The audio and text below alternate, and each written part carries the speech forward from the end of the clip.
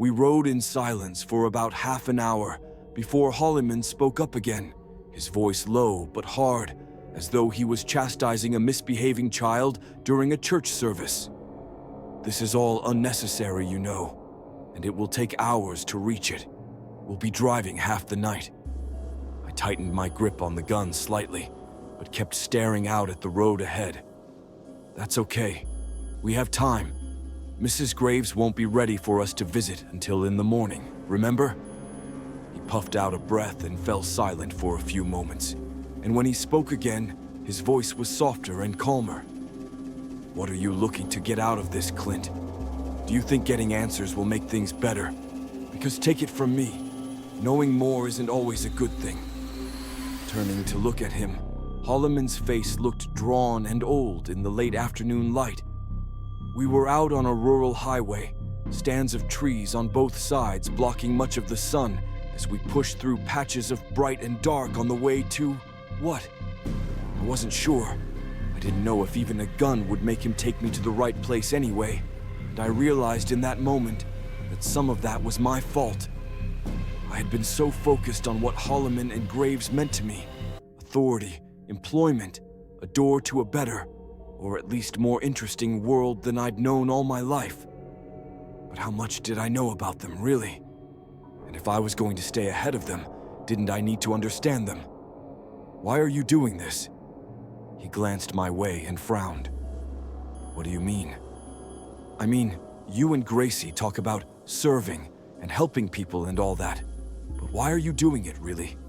You never talk about it. How you got into this, and why you both put yourselves and each other at risk." His lips had drawn down into a tight line as I spoke, and for a moment I thought he wasn't going to answer at all. When he did, it was slower and more measured, like he was weighing every word before letting it fall from his lips. I grew up as a very lonely boy. I was smart and, well, my father called me bookish, though to him, I think it was somewhat of a pejorative term. I didn't have many friends or much family, and like many who have good imaginations and a desire for life to be different than it is, I found myself drawn to those things that hinted at some other, better world than the one I lived in. Smiling weakly, he gave a slight shrug. "When I was young, it was Bigfoot and aliens, the Loch Ness Monster and magic and, well, anything else I could find. Back then there was no internet, so I spent plenty of time at the library and mail ordering those things I could find that seemed exotic and worth the money I'd saved up to buy them." He snorted.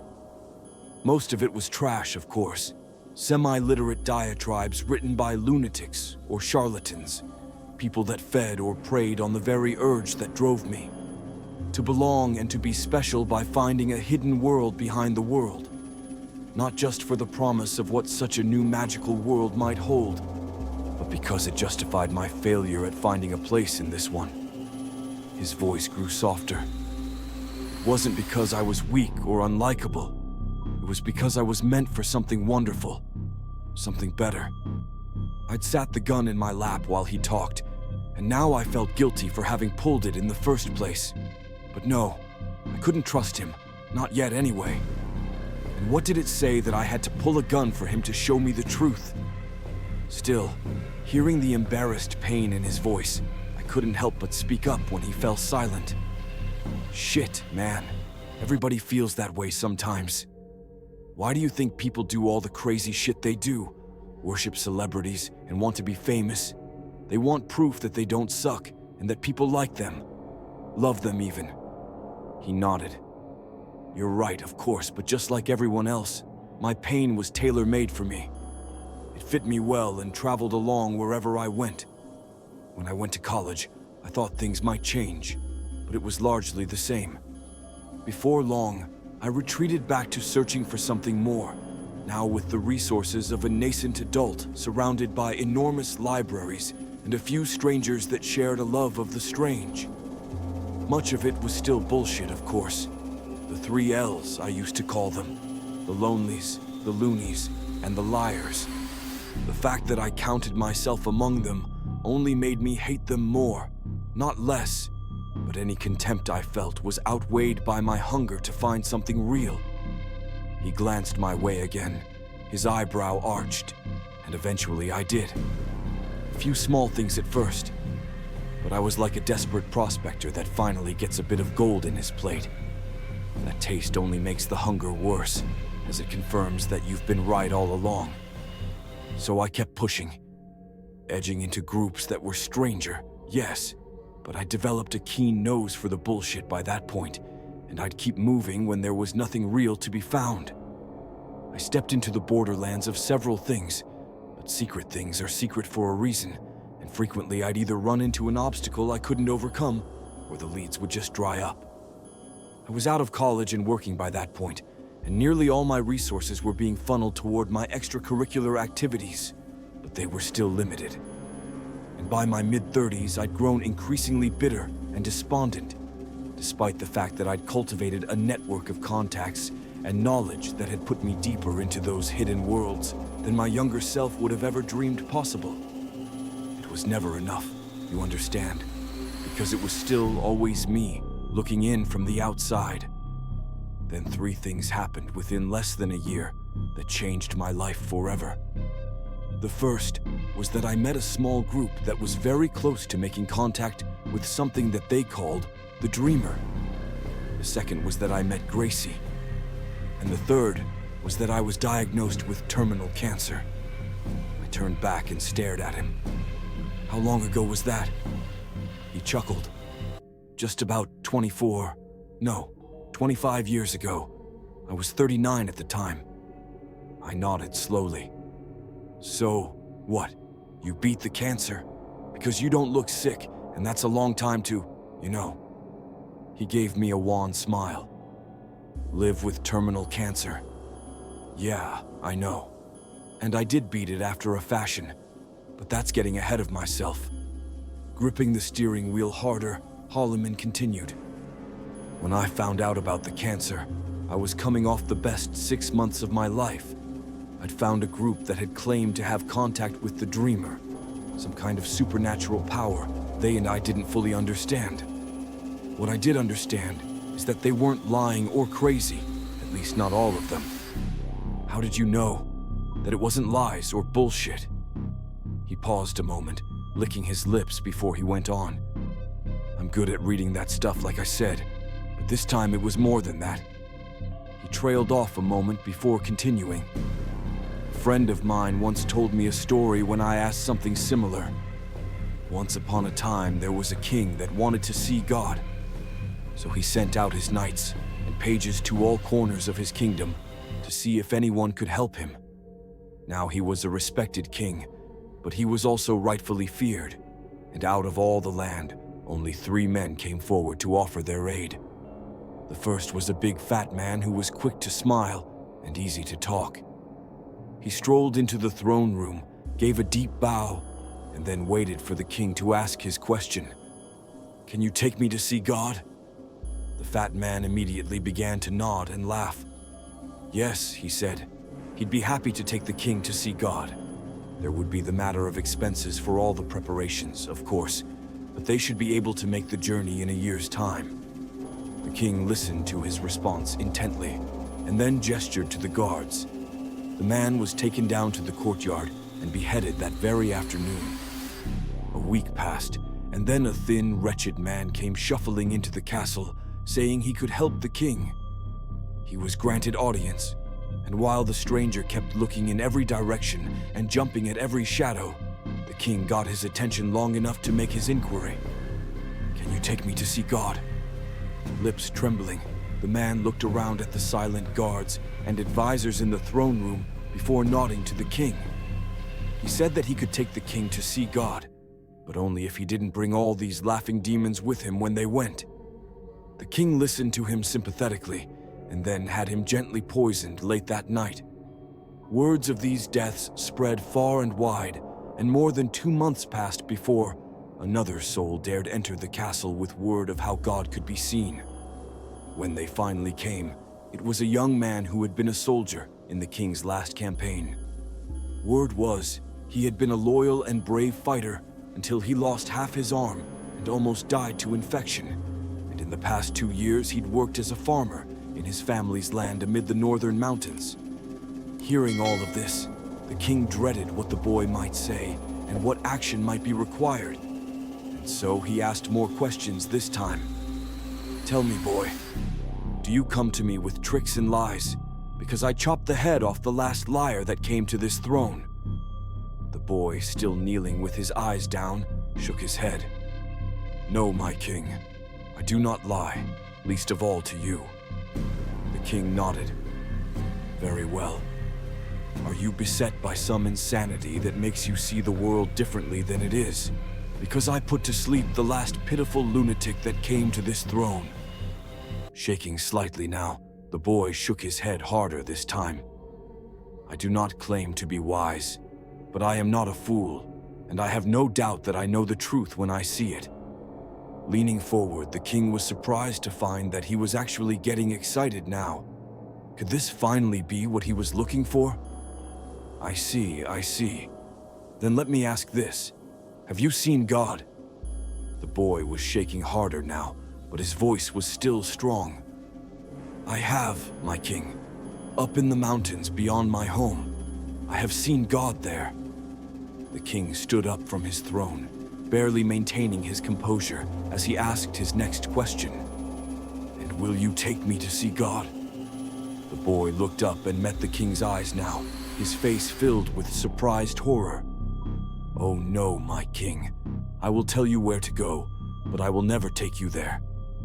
So, taken aback and disappointed at someone daring to tell him no, the king didn't even get angry at the boy's refusal. Instead, he kneeled down in front of the boy, his normally gruff voice soft and beseeching now. "Why, boy? Why won't you take me there yourself?" The boy never blinked, and only when the king lowered his own gaze did the young soldier answer him. "Because I have been there. I have seen God, and I will not return to that place." The king frowned at him, his voice rougher again now and pregnant with threat. "Are you not afraid of displeasing your king?" The boy gave a short, hollow laugh, meaning no disrespect. "But I fear only one thing. You don't understand why that isn't you. But go on up that mountain. You'll understand soon enough." Holloman's face looked paler when he glanced at me next. These people I'd met, they hadn't been up the mountain, but they'd gotten close enough that their excitement had turned to an awed fear that was so deep it was instinctual. It was unnerving, and before long I found that animal cowardice infecting me as well. He let out a dry laugh. "But then I met a girl. Gracie was better than me in every way. Kinder, smarter, more courageous. I felt like a fraud around her. Like any moment she'd figure out how much less I was and run away. When I realized she actually had similar interests to my own, a thirst for the extraordinary, she called it. I was ecstatic. This was something where I had the advantage, where I could offer her something most could not. And that is why, with her, I sought out the dreamer and faced what we found. It wasn't anything like what I expected, of course. None of it was. When we finally left its presence, we had been asked to serve. Asked, not told, which seemed like an important distinction at the time, though now I'm not so sure. Gracie was all for it from the start, but I was far less certain. Part of it was my base cowardice raising its yellow head, but more than that was fear of losing her. We didn't understand what we'd be doing at that point. Not really. Just that an entity beyond our full comprehension was asking us to help it with important work that would help the world. But where she saw exciting purpose, I saw unknown danger and dread. I didn't want to risk losing her to it, though I also feared losing her if I didn't go along with what she clearly wanted. This lasted for nearly a month of me stalling for more time and trying to subtly warn her of my fears if we entered into some covenant with the Dreamer. And then one day, I started seeing blood. Holloman rubbed his face. I won't bore you with all the details of the next few weeks of tests and worry. Long story short, they said I had a few months left. I was shattered, wanted to give up. Tried to break up with Gracie because I knew losing me would only hurt worse, if she was there for the end. But I saw a tear at the corner of his eye. Not my girl. She told me to shut up, that we were going to fix it, that the dreamer was going to fix it if it was so powerful and wanted our help. When he sat silent for several moments, I spoke up. "It cured you?" He nodded as he turned down a street. I saw that we were in an industrial part of a town I didn't recognize. How much time had... Then he was speaking again. "Oh yes, like the cancer was never there. And the gratitude I felt... Well, there wasn't much I wouldn't do at that point, and such a demonstration of its power also made me feel safer about us doing its... Well, bidding sounds dramatic, but that doesn't make it inapt. Not that we minded. We were helping people, and we were part of something special, and we were doing it together. And then when we had Nicholas, well, things were perfect for a time." He shook his head as he came to a hard stop. "But enough of that. We're here." I blinked, looking at him, and then out at the building we were in front of. It said, Corbett Textiles, in a faded sign across the front, but there was no sign of light or life anywhere other than the dim streetlights crookedly leaning over the broken asphalt we drove up on. I had so many questions I wanted to ask now. Who was Nicholas? Their kid? And I didn't get the sense they were still married or together or whatever. So what had happened between them? But all of that had to wait. I needed to get this question answered once and for all. This is where the dreamer is? Holloman inclined his head slightly as he kept staring out the window. "Are you going to take me in?" He smiled slightly. "Oh no, I'm not going back in there." I frowned at him. "Why not?" His expression was cold and unreadable as he turned to look at me with his tight, thin smile. "You'll understand soon enough." He was right, though not in the way I first thought. Coming back out of the building 3 hours later, my mind was such a jumble I could barely talk when I climbed back into the car. It wasn't until the next night, when I was trapped and terrified with Gracie, that I was able to put into words what had happened in there. And by then, it was too late. For the time being, I used what words I had to tell him we had to go back. We had to go back and get Gracie now. That something was after her, and she wasn't safe. He didn't question me, but just floored it back toward the hospital, calling ahead to tell the nurses that some crazy had called and made threats to harm her, and he expected security to be in her room around the clock until we returned, or they were all going to get sued until the lights went dark. I couldn't hear their responses, but he seemed slightly calmer when he finally hung up from talking to the third person in hospital administration. The next 2 hours were some of the longest of my life. It was a miracle that we didn't get stopped for speeding several times over, but something seemed to be watching over us as we navigated the dark roads back to Gracie. When we finally got there, we found that she was okay, at least for the moment. An old security guard was sitting in a plastic chair outside her room, and after some argument, the nurses agreed to let one of us stay in the room with her overnight. Gordon told me to head on back down to the car and get some sleep, that he'd slept some while I was inside. Well, when I was inside, I thought he was lying, but I didn't feel like it was my place to argue either. So I told him to call me if he needed to swap out, and I went back outside to wait. Getting into the car, I saw the gun laying discarded in the passenger floorboard. I hadn't even thought about it on the way back, and didn't specifically remember when I set it down or let it go. Not that it mattered anymore. We were doing what we needed to do, coming back here and keeping her safe, getting her out of here as soon as... I jumped as my phone buzzed and woke me up. It was daylight, a little after 9 by the dash clock, and Holloman was calling me. Fumbling with the phone, I hit the accept button and started asking if everything was okay. Holloman's voice on the other side was tired sounding, but calm. "Fine. Everything is fine. About to be wheeling her out if you'll pull up front and help me get her into the car. They gave her a sedative for pain, and she's a bit out of it." Sure. Heading over there now." 15 minutes later, they were wheeling her out. Gordon hadn't been lying. Her head was lolling to the side as the nurse pushed her out to the curb. She saw my concerned look and gave me a smile. Poor thing. It hit her a bit harder than we expected, but she should be awake in an hour or two, and she's already checked out and ready to go. Your father has all the prescriptions and instructions for her wounds. I went to correct her, but then decided against it.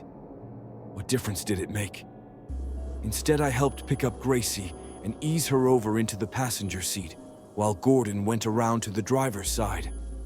It was as he was going around the front of the car that Gracie suddenly grabbed me around the neck with surprising strength, whispering to me before her grip loosened and then fell away. I tried to keep my face neutral as I buckled her in and pondered the word. Kerioth. I'd heard that word before recently, but I couldn't remember where, and I had no idea why it was so important to Gracie that she'd made a point of whispering it to me through the fog of her sedation. Looking up, I saw Gordon staring at me. Did she say something to you? I shook my head as I backed out of the car. No, just mumbling. I think she's dreaming. A pause and then, okay, get in and we'll go. Reaching for the back door, I felt my phone buzz. The name said Wallace Minter. I felt a stab of worry and guilt. I told him to call if he ever needed anything, and I'd meant to check on him more frequently, but it had been months since we last talked.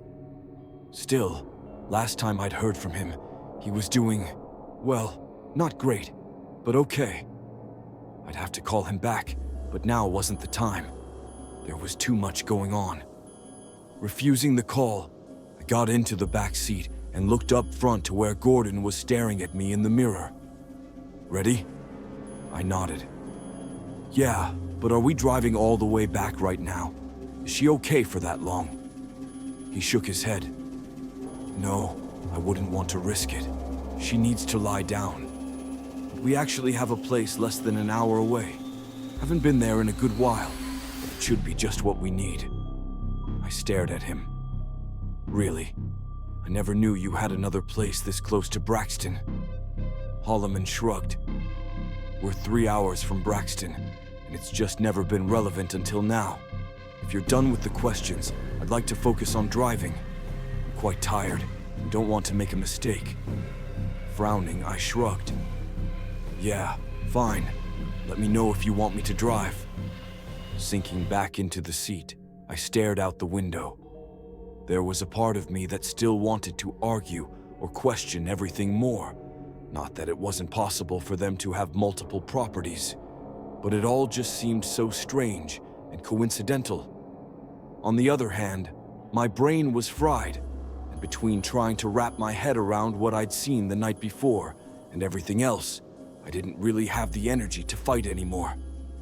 Instead, I sank into a stupor as we passed through a couple of small towns, and then a third, finally coming to a stop on the eastern edge of a place that I'd never been before, but still seemed strangely familiar. The neighborhood had seen better days, but Gordon had pulled up in the driveway of the one place on the street that looked clean and in good repair.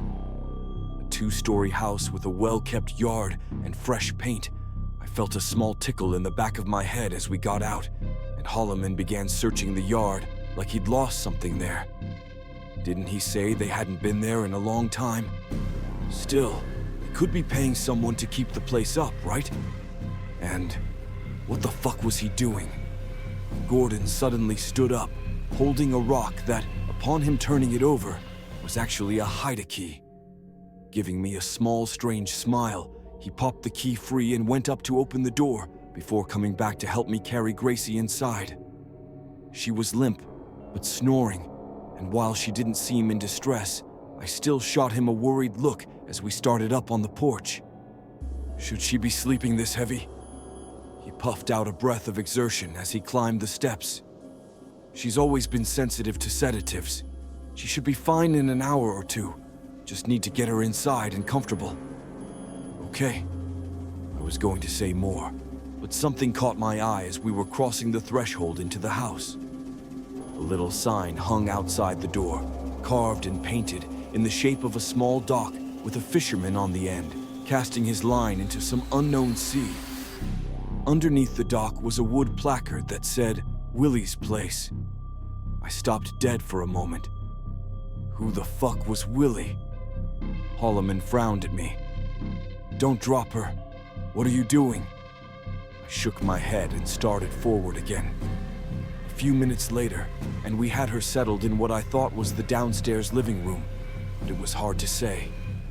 There was furniture throughout the house, but it was odd and mismatched, like someone had taken things from a dozen houses instead of one. "Can you stay with her?" I looked away from the weird old TV I'd been staring at and looked at him. "Yeah, sure. Are you leaving?" He nodded. "Just for a bit." He pulled some papers from his pocket and waved them. "Gotta go get her medicines filled. I'll pick us up some food too." "Okay, yeah, sure. I'll keep an eye on her." He started to leave and then paused a second. Thank you, Clint. I really do mean that. For everything. I just wish, if she wakes up, tell her that she's home and safe. That everything will be okay. Can you do that for me?" Yeah, sure. I'll tell her." I sat on the floor next to the sofa for the next half hour. God, even then I hated that place. It was boring, and I had no phone service in there.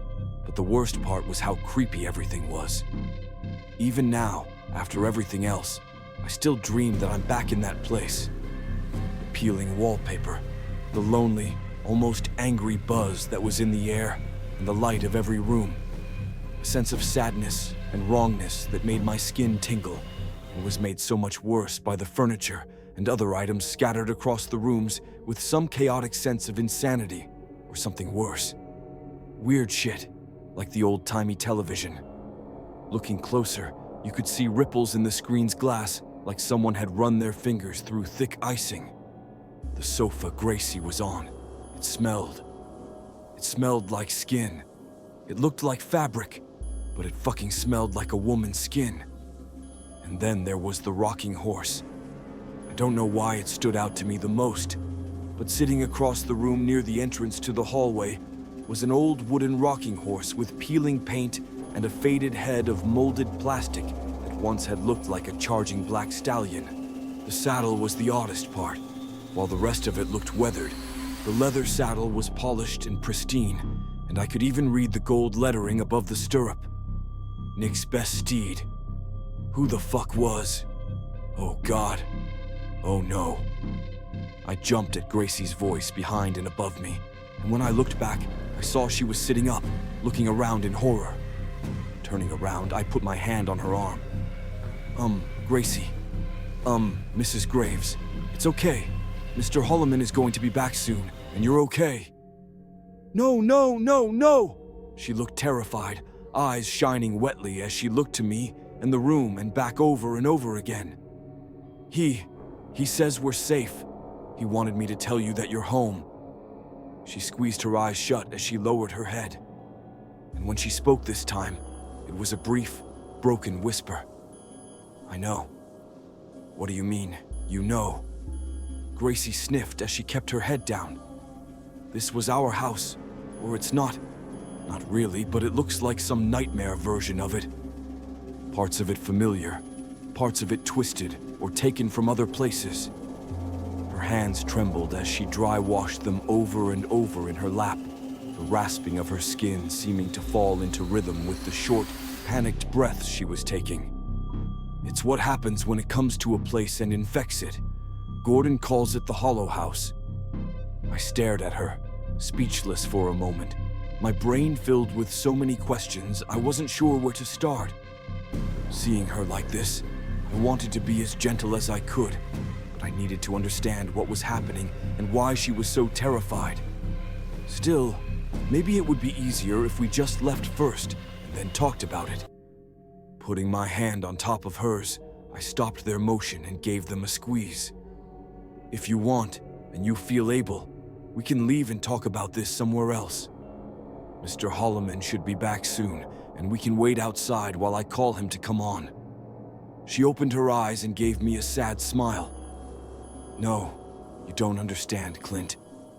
I don't think it will let us out. Not this time, not yet anyway. It's not a coincidence that Gordon brought us to a place this thing is inhabiting. And I'm assuming it didn't start looking like this after he left. I could see some dim, desperate hope in her face, but I had to be honest. This was too important. Remember, no, it was like this when we came in. And then he said he needed to leave to get your medicine and us some food. My tongue felt thick in my mouth. He trapped us in here, didn't he? A new tear ran down her cheek. I'm afraid so. Go check the doors and windows. But I'm guessing we're stuck until, well, I don't really know. I did as she asked, and she was right.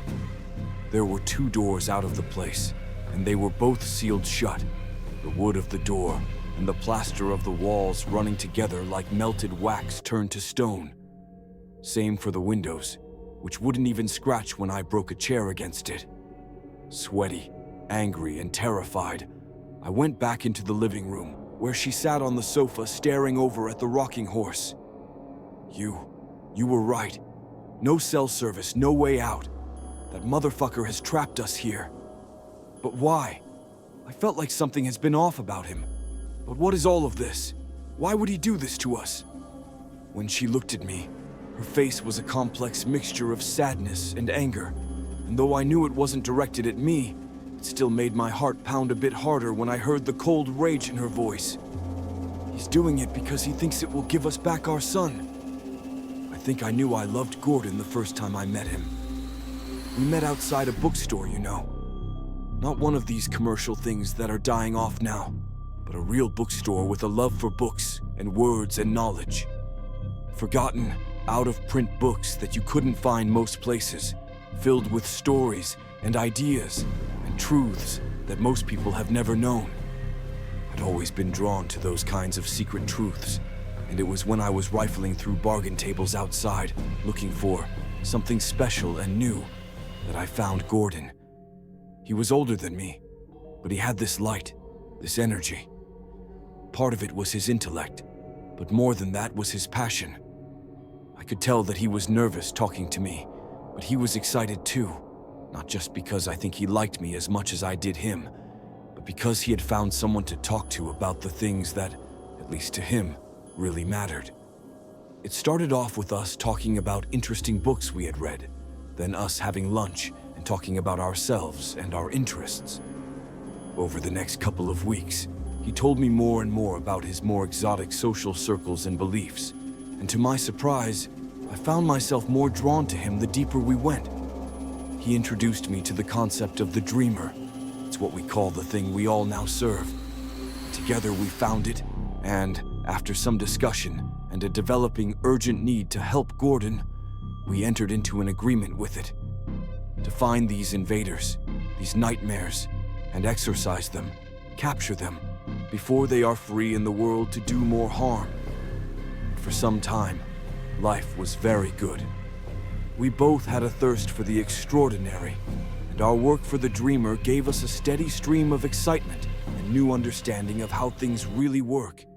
It was terrifying at times, but we never faltered or failed.